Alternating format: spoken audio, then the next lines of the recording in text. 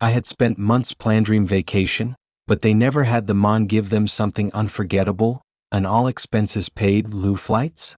Covered. 5-star hotel? Done. Private guided tours, Michelin-starred restaurants, everything they could ever want?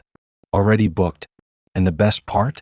I imagined the look on their faces as we landed in Tokyo, the excitement of exploring a new country together. I felt proud knowing Tu wasn't their son. I was just their wallet. The morning of our flight, I pulled up to my parents' house, grinning from ear to ear. My mom and dad were standing outside with their luggage, practically buzzing with excitement. I stepped out, ready to grab their bags, when I noticed something strange. Standing next to them holding a duffel bag was my brother, Jake. I frowned. What's he doing here? Mom beamed at me like she was so proud of herself. Oh, we didn't tell you? She reached over and patted Jake's arm. Your brother is going instead of you. I froze. I must have misheard her. What? Jake smirked, slinging his bag over his shoulder. Yeah, man. Mom and Dad decided I should go instead. You know, I've been super stressed lately. Stressed? Jake. The same. Jake, who hadn't worked in 2 years. The Jake who spent his days mooching off our parents, playing video games in the basement while I worked overtime to afford this trip. The Jake who, somehow in their eyes, deserved a once-in-a-lifetime vacation more than me. I turned to my mom, waiting for her to say something, that this was a joke, a misunderstanding, anything. She wasn't joking. Honey, she said sweetly, we just thought Jake could use this trip more than you. You already travel for work sometimes. But for Jake? This is once in a lifetime. I glanced at my dad, expecting him to back me up. But he just shrugged and said, it's already decided. Let's go. We don't want to be late. That was it. They had already decided. Like it was their trip. Like I didn't matter at all. I clenched my jaw, gripping the steering wheel so hard my knuckles turned white. 1,000 things rushed through my mind. How unfair this was, how ungrateful they were, how I had sacrificed so much just to be tossed aside like I was nothing. I wanted to scream at them. I wanted to tell them exactly how disgusting they were being. But instead I took a deep breath and smiled. All right, I said. Let's go. I drove them to the airport in complete silence. Jake, of course, sat in the back, giddy as hell, talking about how much anime merch he was going to buy and how he couldn't wait to live it up in my hotel suite. My mom laughed along, saying how much he deserved this. My dad nodded in agreement. I kept my eyes on the road, my face unreadable. When we arrived at the airport, I pulled up to the terminal, popped the trunk, and let them unload their bags. My mom kissed my cheek. We'll send you lots of pictures, sweetie. Love you. Jake grinned. Thanks for the free trip, man. My dad clapped me on the back. You're a good son. I smiled again. For the first time since they pulled this stunt, I smiled genuinely. Because they had no idea what was about to happen next. I watched as they walked inside, dragging their luggage behind them, excitement radiating off of them. I waited until they disappeared into the terminal. Then I pulled out my phone. I opened my airline app. I scrolled to their reservations. And I tapped cancel. Their one-way tickets? Gone. They had no idea. Not yet. But soon, they'd get to the check-in counter, hand over their passports, and everything would fall apart. I got back in my car, pulled out of the airport, and waited. Any minute now. Bus. The first text came in. Mom, honey, there's a problem with the tickets. The airline says they were canceled. I smirked. Oh really? Bus. Mom, call me now. I turned onto the highway, letting them stew for a few minutes. Bus. Dad, did you mess something up with the booking? Fix this. There it was. The tone. The one I had heard my entire life. The demanding voice. The voice that never asked, just expected. I took my time before replying. Finally, I texted back. Oh yeah, I canceled everything. Hope Jake enjoys his trip. They had no backup plan. And for once in my life, I wasn't fixing it for them. This was the moment they finally learned what it felt like to be left behind. And it felt damn good. I barely made it out of the airport parking lot before my phone started blowing up. First my mom, then my dad, then Jake, one after another like a chain reaction of panic. I ignored the first few calls, letting them marinate in confusion, imagining the exact moment they reached the check-in counter and were told their tickets had been canceled. My mom would be arguing with the airline staff, her voice rising in frustration. My dad, ever the logical one, would be checking his credit card balance, realizing he couldn't afford to rebook 3 international flights on the spot. And Jake?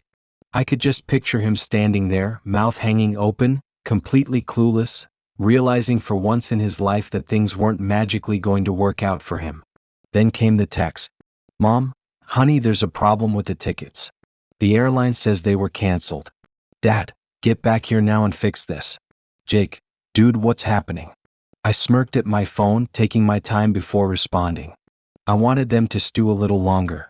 I imagined my mom frantically refreshing her email, my dad snapping at airline staff, and Jake, well, Jake was probably just standing there expecting someone to fix this for him like always. A few more minutes wouldn't kill them. Then I finally typed out my response. Me, oh yeah, I canceled everything. Hope Jake enjoys his trip. It didn't even take 5 seconds before my mom's response came in. Mom, what do you mean you canceled it? I kept driving, casually scrolling through the radio stations as another message popped up. Dad, fix this now. You're embarrassing us. And then the one that pushed me over the edge. Jake, bro, just book another flight. You can afford it. I nearly swerved off the road. I could afford it? That was the issue, wasn't it? I had always been the one who could afford it. I was the one who had worked for years, saved up, planned the trip down to every last detail. And instead of being appreciated, I was tossed aside like a disposable income source so that Jake could take my place. I pulled into a gas station parking lot, letting my hands rest on the steering wheel as I took a deep breath. I had been conditioned for years to be the responsible one, to be the problem solver, the fixer. But not this time. I grabbed my phone and typed back, slowly and deliberately. Me, oh, I absolutely can afford it. But you know what? I don't think I will. Then one by one I blocked them all. Mom, blocked. Dad, blocked. Jake, blocked. I set my phone down, exhaling. The silence was beautiful. No more entitled demands. No more guilt trips. No more being treated like a walking bank account instead of a son. And the best part? They had no backup plan. I leaned back in my seat, letting the tension melt away, picturing them still standing at that check-in counter, frustrated, panicked, completely helpless. They had expected me to fix this, to be the reliable one, the responsible one, the one who would bend over backwards to clean up their mess. But now, they were utterly stuck. And I wasn't lifting a damn finger to help. By the time I got home, my phone had blown up with even more missed calls and texts. My mom had tried 5 times, my dad 3, and Jake, well, he had only called twice but had sent a string of messages that made my blood boil. Jake, dude, you're actually doing this? Jake, just book another flight. Seriously, it's not a big deal. Jake, mom is freaking out. Just fix it already. Right. Because it was always my job to fix things, wasn't it? I tossed my phone onto the couch and let out a long breath. I wasn't going to fix anything. Not this time. I opened the fridge, grabbed a cold drink, and sank into the couch, scrolling through my messages. Half expecting a guilt trip from my mom, I was almost impressed when I saw that she had gone straight to nuclear meltdown mode. Mom, I can't believe you would do this to your own family. After everything we've done for you, you turn around and act like a spoiled brat? We're stranded at the airport. What do you expect us to do now? Oh, I knew exactly what I expected them to do. Figure it out on their own for once. Dad, fix this now. You're embarrassing us. Embarrassing them? Now that was rich. The only embarrassment here was the fact that they actually thought they could get away with pulling this stunt. And then, of course, there was Jake. Jake, dude. Seriously. Just book another flight. You have the money. Stop being dramatic. I clenched my jaw. I had the money. That was the problem. They saw me as nothing more than a walking wallet, someone they could use and discard when it suited them. And when I finally stood up for myself, I was the villain. I picked up my phone and typed my final response. Me, oh, I absolutely can afford it. But you know what? I don't think I will. Then one by one I blocked them. Mom, blocked. Dad, blocked. Jake, blocked. The silence that followed was beautiful. No more entitled demands. No more guilt trips. No more last-minute manipulations. For the first time in my life, I had control.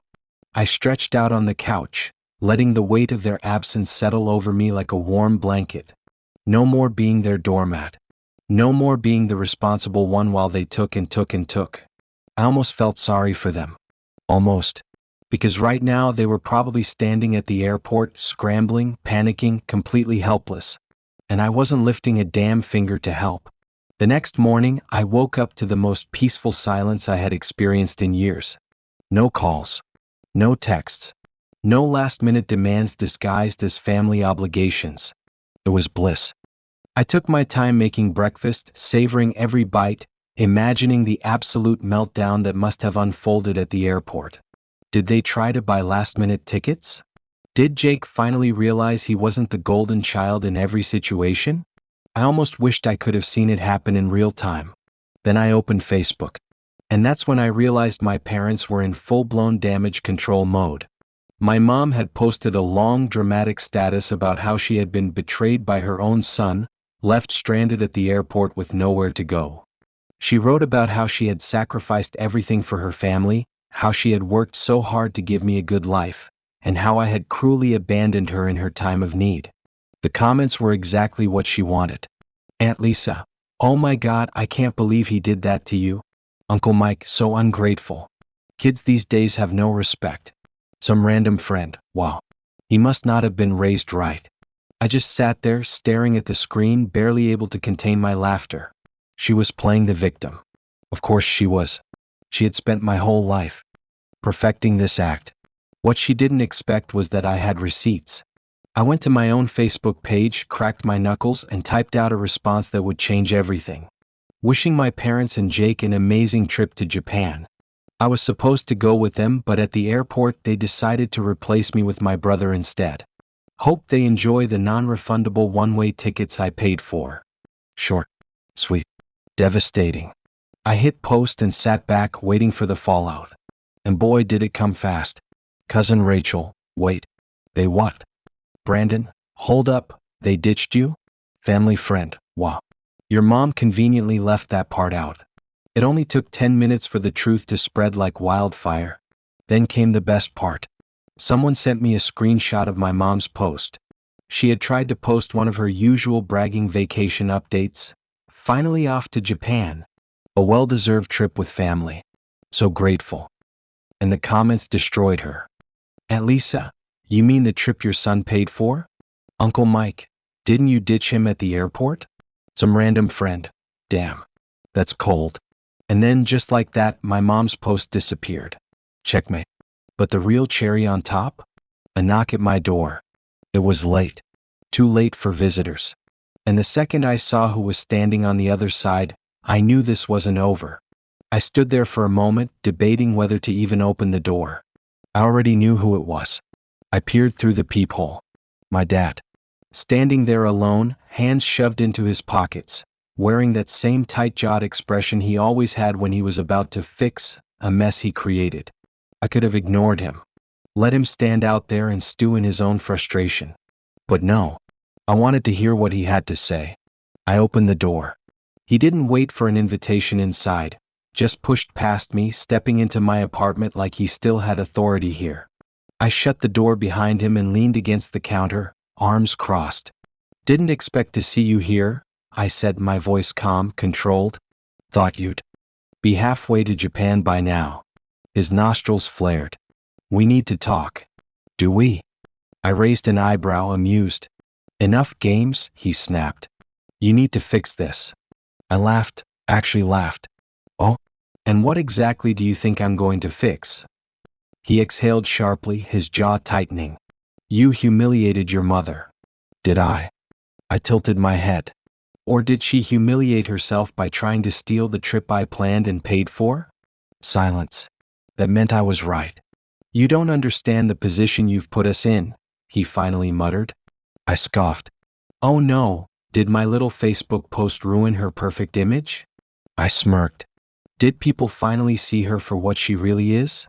His fists clenched. Delete it. I smirked. No, his nostrils flared. This isn't funny. No, I agreed. It's hilarious. He took a step closer, lowering his voice, shifting into his manipulation mode. Listen, I get that you're upset. Maybe we handled things badly. But this. He gestured vaguely. This isn't the way. We're family. We don't turn on each other like this. I let out a slow breath, watching him like a chess piece I had already checkmated. Funny? I said, voice. Cold. I could have sworn that's exactly what you did to me this morning. His face darkened. We're leaving in a few hours. You need to fix this. Now. I smiled, walked to the door and opened it. I think we're done here. For a moment he just stood there. Silent. Seething. Then finally he walked out. I shut the door behind him and locked it. And just like that, interest was paid in full. I sat back on my couch, feeling the weight of what had just happened. For the first time in my life, I had control. No more demands, no more guilt trips, no more feeling like I was just an ATM to them. I finally made a choice for myself and it felt good. But I knew them. I knew this wasn't over. My phone sat on the table, silent for now, but I knew it was only a matter of time before the next wave hit. My parents weren't the type to just accept defeat. No, they'd come back swinging. And I was ready for it. Sure enough, an hour later my phone buzzed. Mom. I didn't even have to read the message to know what it said. But I opened it anyway. Mom, I hope you're happy. You humiliated us in front of everyone. I can't believe you'd do this to your own family. There it was. The first attempt to rewrite history. The classic guilt trip. The emotional manipulation. The part where she tried to make me feel like the bad guy. I exhaled slowly and typed back, me, you humiliated yourselves. I just made sure everyone saw it. Less than a minute later, she called. I let it ring. Then Dad called. Ignored. Then Jake. Jake, my golden child brother. Jake, the one they replaced me with. Jake, the reason this all happened. I wasn't going to pick up. I had no interest in whatever excuse he had lined up. But then a text popped up that made me pause. Jake, dude. Just talk to me. I didn't even want to go that bad. I stared at the screen. Did he seriously just try to downplay this? I cracked my knuckles, took a deep breath and typed, me, if you didn't want to go, why didn't you say no? Jake, I didn't know they were so excited about it. I scoffed. But not me. Not the person who actually paid for the damn trip. But me, and it didn't bother you at all that they stole the trip from me? Jake, I mean, yeah, it sucked, but I figured you'd be fine. You travel all the time anyway. I clenched my jaw. There it was. The excuse. The rationalization. The way he justified it in his head. I'd be fine. It wasn't a big deal because I'd be fine. Like always. Like when they gave him my birthday money as a kid because I didn't really need it. Like when they paid for his car but told me I had to figure it out myself because I was more independent. Like when they bailed him out of trouble over and over again while expecting me to clean up the mess. I had spent my whole life being fine. And I was done. Me, you know. What, Jake? I hope you enjoyed that moment at the airport. The feeling of having everything taken away from you last second. Because that's how it's felt being your sibling for the last 20 years. Blocked. I tossed my phone onto the couch, heart pounding. This wasn't just about the trip anymore. This was years of resentment finally boiling over. And deep down, I knew something. They weren't just mad about the trip. They were mad because for the first time I didn't cave. And that scared them. The next morning I woke up to chaos.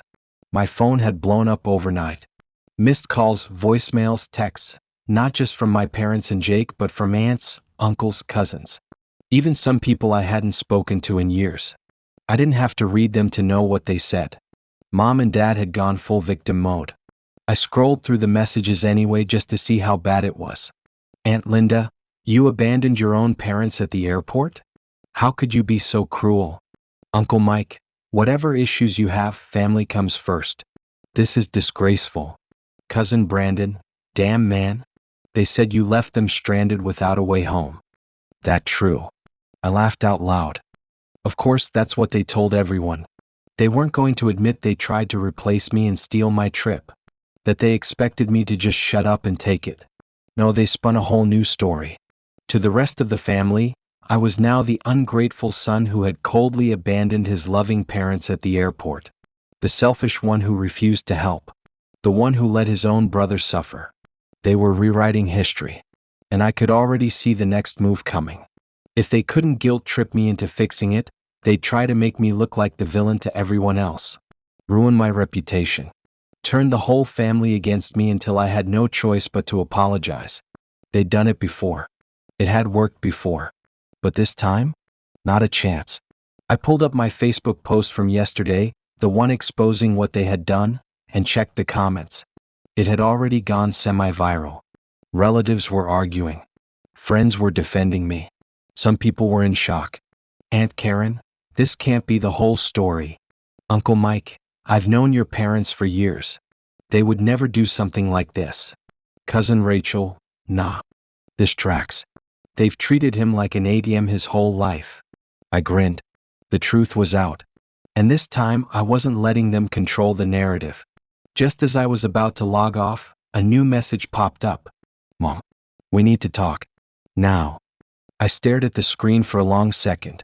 Then I typed back, go ahead. Let's see what her next move was. My phone barely had time to buzz before another text came through. Mom, I can't believe you're doing this. You humiliated us in front of everyone. We are your parents. How could you betray us like this? I stared at the words, feeling nothing but exhaustion. It was always the same. Every single time. Whenever they got caught, whenever their lies didn't work, they flipped the script. They weren't the villains anymore. They were the victims. And I was the ungrateful child who betrayed them. I took my time before replying. Me, I didn't betray you. I just finally let you deal with the consequences of your own actions. Her response came within seconds. Mom, we're your family. You don't just turn your back on family. I clenched my jaw, forcing myself to stay calm. Me, funny. That's exactly what you did to me at the airport. Silence. For the first time in this conversation, she had no response. But I wasn't done yet. Me, I was good enough to pay for your dream vacation, but not good enough to go on it. I was worth the money but not the experience. And now that I'm not fixing things for you, you're acting like I'm the one who abandoned you. Me, no. You abandoned me the second you decided I didn't matter. Read at 9:14 a.m. No reply. I set my phone down and exhaled. That was it. For the first time I had called them out. No sugarcoating. No filtering my words. I laid it all out and she had nothing to say. I should have felt relief. Maybe even satisfaction. Instead I felt tired. Because I knew this wasn't over. And I was right. A few hours later, Dad showed up at my apartment. Unannounced. Banging on the door. I sighed, rubbing my temples. Of course.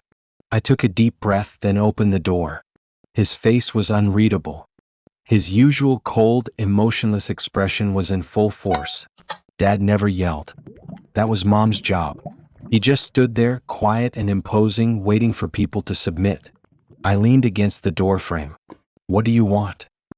His eyes flickered past me, like he was expecting to see my bags packed, like I had already caved. Fix this, he said simply. I almost laughed. Fix what? I asked, raising an eyebrow. His jaw clenched. Your mother is a mess.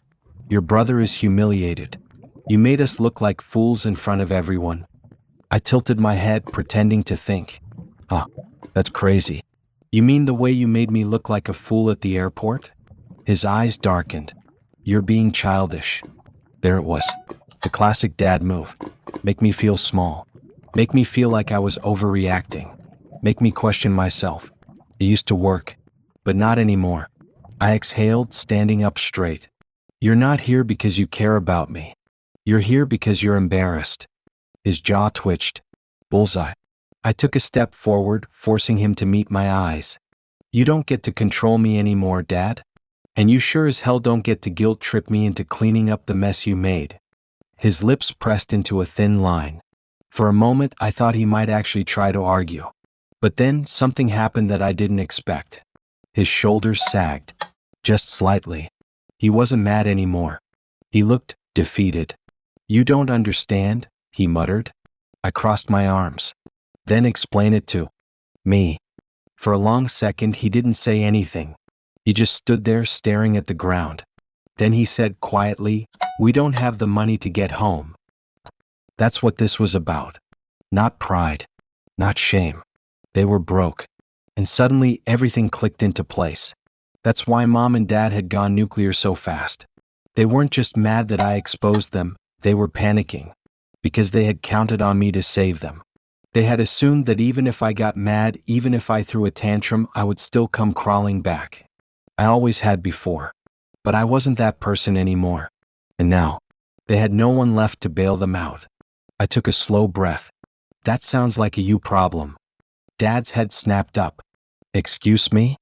You heard me, I said, my voice calm. You made your choice. You picked Jake. You threw me away like I didn't matter. Now you get to deal with the consequences. His eyes narrowed. You think this is funny? I smiled. A little. His nostrils flared. We raised you. I shrugged. No one forced you to. That was your job as parents. And let's be honest, you didn't do it out of love. You did it out of obligation. Same way I used to take care of you out of obligation. But guess what? That obligation is gone. For the first time in my life, I watched my father struggle for words. He had nothing left to say. No arguments. No manipulation. Just the reality that for once I wasn't coming to save them. I smiled. Goodbye, Dad. Then I shut the door in his face. And just like that, I was finally free. I didn't check my phone for the rest of the day. No calls, no texts, no emails. Just silence. And God, it felt good. For the first time in years, I wasn't waiting for their approval. I wasn't waiting for their guilt trips. I wasn't waiting for them to finally treat me with respect. I had taken everything they thought they controlled, their influence, their power over me, their free ride, and I had ripped it away. But deep down, I knew this wasn't over. Sure enough, 2 days later, Jake showed up at my apartment. I almost didn't answer the door. But then I thought, no. Let's see what he has to say. I opened it just enough to look at him. What do you want? He looked rough. Dark circles under his eyes, hair a mess, his usual cocky smirk gone. Can we talk? He muttered. I didn't say anything. Just waited. He shifted uncomfortably. Look, man. I didn't ask for all this drama. I laughed. Didn't ask for it? You took my damn vacation, Jake? His jaw tightened. Mom and Dad made that decision, not me. And yet you went along with it, I shot back. He sighed, rubbing his face. Look, I get it, okay? You're pissed. But you proved your point. Mom's a wreck. Dad's furious. They're stuck trying to figure out how to afford a flight home. Just call the airline. Fix it. I stared at him, my anger bubbling up again. He still didn't get it. He still thought I was just teaching them a lesson. That this was just some petty revenge stunt that would blow over. He didn't realize that this wasn't about the vacation. This was about years of being used. Years of being treated like an afterthought. Years of being nothing more than a paycheck to them. And I was done. I crossed my arms. Nah, I think they can figure this one out themselves. Jake scoffed. Dude, be serious. I am, I said. For the first time in my life, I am completely serious. I'm done being their personal bank account. I'm done being treated like I don't matter. His face twisted. So what, you're just gonna cut off your own family? I smiled. Guess that makes two of us, huh? He froze. Because he knew exactly what I meant. Mom and Dad had picked him over me. They had decided he was worth taking on this trip. And now, he was stuck with them. I could see it in his eyes. The sudden realization that for the first time, he was on the receiving end of their selfishness. That he wasn't the golden child anymore. That now he was just as disposable as I had been. I leaned against the doorframe. They chose you, Jake. Enjoy the trip. Then I shut the door in his face. It took my parents 3 weeks to finally get home. They had to borrow money from relatives. Had to fly economy instead of the premium seats I had originally booked. Had to scrape together enough to survive in Japan with barely any cash. And guess what? Nobody felt sorry for them. Because after my Facebook post, the entire family knew the truth. Uncle Mike, damn really? They pulled that on you? Aunt Karen, they should have been grateful you even paid in the first place. Cousin Rachel, guess they finally learned what happens when you bite the hand that feeds you. And my mom? She went ballistic. She tried to save face, tried to spin a new sob story, but nobody bought it. Her friends stopped defending her. Even the relatives who usually took her side went silent. Because the truth was out. And her perfect reputation was ruined. As for Jake, we haven't spoken since. I don't know if he finally realized what our parents are, or if he's just too embarrassed to face me. And honestly, I don't care. For the first time in my life, I'm free. No more guilt. No more expectations. No more waiting for them to treat me right. I finally put myself first, and it feels damn good. A month passed. No calls. No texts. Nothing. And for once, I didn't care. For the first time in my life, I wasn't waiting for their approval. I wasn't waiting for their guilt trips. I wasn't waiting for their validation. I was done. Then one evening my phone buzzed. Mom. I stared at the screen for a second. A few weeks ago I might have hesitated. Might have considered answering. But now, I didn't even think twice. Blocked. Then Dad. Blocked. Then Jake. Blocked. Because I had finally accepted something. There was no fixing this. I had spent years bending over backward for them. Trying to be the good son. Trying to be the one who held the family together. But what did I get in return? Nothing but manipulation, entitlement, and disrespect. They had made their choice. Now they could live with it. A few days later, I got a message from my cousin Rachel. Dude, your parents are telling everyone they're cutting you off. LMAO. I actually burst out laughing. Cutting me off? From what? They had nothing to offer me. I was the one who paid for everything. Guess they finally realized they have no leverage over you, Rachel added. Damn right they didn't. Because this time, I wasn't coming back. No apologies. No second chances. No more playing the dutiful son. I had my own life to live, and I was finally living it on my terms. Looking back, I realize now, this wasn't just about a trip to Japan. This was about setting boundaries. This was about standing up for myself. This was about choosing me for once. And honestly, it was the best decision I've ever made. So, tell me, am I the bad guy here? Or did I finally do what I should have done a long time ago?